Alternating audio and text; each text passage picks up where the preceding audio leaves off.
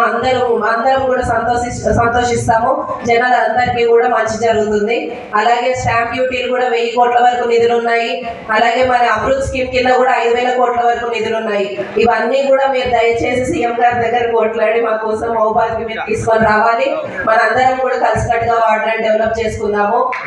And ఒక చిన్న మాట అంకుల్, మీరు తప్పుగా అనుకోకూడదు. ఆడవాళ్ళు ఆయన జస్ట్ కరెక్ట్ చేద్దాం అనుకుంటున్నాను అంతే. ఆడవాళ్ళు కొత్తగా ఇప్పుడు నేర్చుకోవాల్సింది ఏం లేదు అంకుల్. మేమందరం ఇంట్లో ఉండి కష్టపడి మీరు బిడ్డలు చూసుకుంటున్నాం కాబట్టి మేము ఉన్నామన్న ధైర్యంతో మీరు బయటికి వెళ్ళి పనులు చేస్తున్నారు.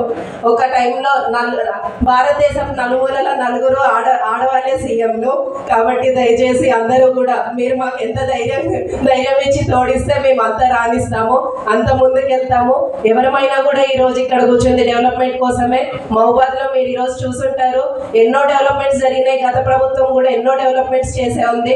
ఏరియా హాస్పిటల్ 100 పడకలది 300 పడకలు చేసుకున్నాం. అనంతరం 220 kV సబ్స్టేషన్ కావచ్చు, అసలు మహబూబాద్ జిల్లా అవ్వడం కావచ్చు, ఈరోజు సెంట్రల్ లైటింగ్ కావచ్చు, రోడ్లు వైడనింగ్ స్ట్రెంథనింగ్ కావచ్చు, ఏదైనా కూడా ఎంతో డెవలప్మెంట్ జరిగింది.